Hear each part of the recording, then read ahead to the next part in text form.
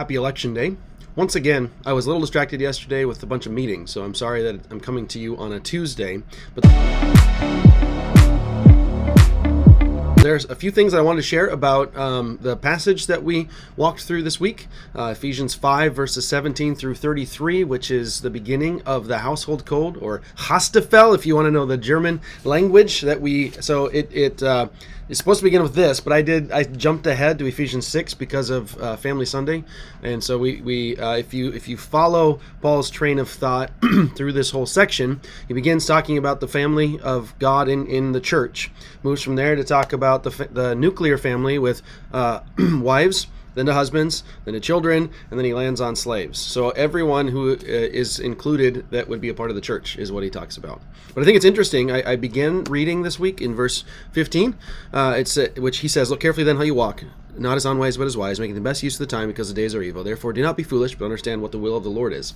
And so the whole rest of this household code is an explanation of what it means to not be foolish, and an explanation of how we make the best use of the time. That is by working in our God-designed roles and gifts. Now, one of the biggest debates that I remember digging into in both undergrad and at seminary is the definition or meaning of what Paul is talking about when he uses the word head. So in the Greek, it's the word kephale, which can mean either, essentially the argument boils down to two things. Either it refers to authority over, or it refers to source. So think of like, as we would use the head of a river. I'm going to link to an article that actually answers and I think walks through the summary of the argument, because there's entire books, honestly, that have been written on this debate. So if you want to dig into it further, you can feel free to do that. But I think this article that I'm linking to from Kevin DeYoung summarizes it really well. And in there, he quotes a different commentary who says this. So like the argument is it authority over, which would be a complementarian position, or is it the source, as if like he's the source of life and nourishment that is supposed to be meant, but the submission is not meant to be as if a submission to. So the commentary that I thought was helpful says, even if by head Paul means the more prominent or preeminent partner, or less likely the one through whom the other exists, his language and the flow of the argument seems to reflect an assumed hierarchy through which glory and shame flow upward from those with lower status to those above them. In this context, the word almost certainly refers to one with authority over the other. This is actually used previously in, I think it's Ephesians 1. Don't quote me on that, but if you go read the article, you can find out exactly what Paul is talking about in another context where he uses it as well. One of the other things I want to talk about, we met with staff yesterday, and every week we do a service review, just talk through what worked well, what didn't work well. The biggest piece that didn't work well was the announcement guys should probably be there on time. But one of the questions that I was asked is I didn't spend a ton of time on the wives section just because it's so short, and I'm not a wife, but one of the questions that was brought up yesterday in our discussion is, what does wives submitting look like? And I just a personal example from our life is shortly after Karen and I married. I don't recommend anyone do this, but we got married in the midst of me interviewing and candidating for a new position. So the week before we got married, I drove down to a different church for an in-person interview. So we sat down, talked, had that interview, and then flew out. Like, got married the next week, flew out for a honeymoon, had a conference in California on the way back, and then like 5 weeks later, had the official candidating with the whole church, voting, all those pieces. So the short summary of all this story is, we married in June, we moved in September, we bought our first house in October. She started a new job in November. I started the new job right when we moved, so September. She started the new job in November, and then she also added school on top of that in December. I was already enrolled in seminary, my second year at the time. So I don't recommend anyone do or follow in our footsteps. It was chaos, and there was a lot of difficult conversations in the midst of that, because it was like us trying to unite our lives together and then do it in a completely new place where we didn't have a friend group starting from. And so in the midst of that conversation, Kara had to submit to my leadership in thinking of what was best. She didn't want to move. She wasn't looking forward to moving, and even like her wrestling through what moving looks like in the context of this new marriage relationship, she had this realization that any move that we do is going to be, from there on out, is most likely going to be for my job, which has been at times difficult for her to work through.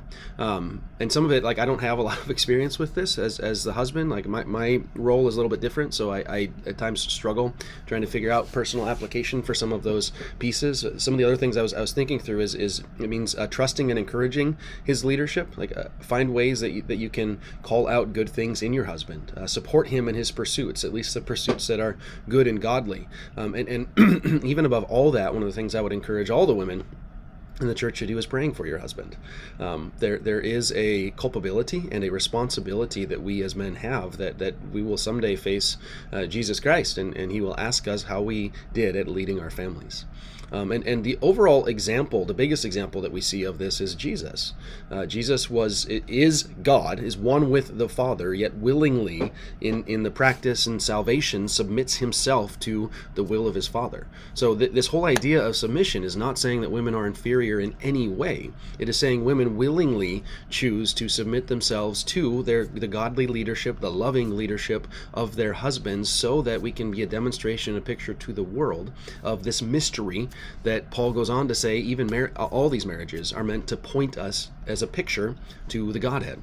So that goes on, like later on in verse 32, he says, this mystery is profound, and I'm saying that it refers to Christ and the church. So this whole idea, like husbands and wives have a specific role to play in the household, but the ultimate purpose of that is for God to show us what his relationship looks like between Christ and the church.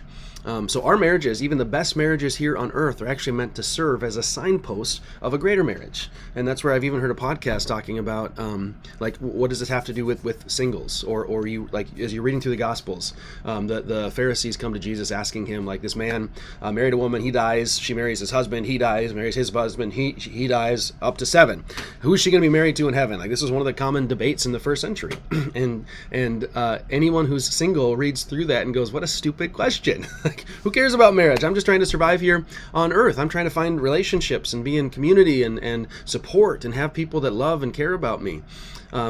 Yet, because marriage is one of the best gifts God has given to us, those of us who are married have a tendency to make marriage like the ultimate thing, especially, I think, in the church. Because marriage serves as the foundation, because marriage serves as the bedrock of civilization, like, you don't have kids unless you have marriage.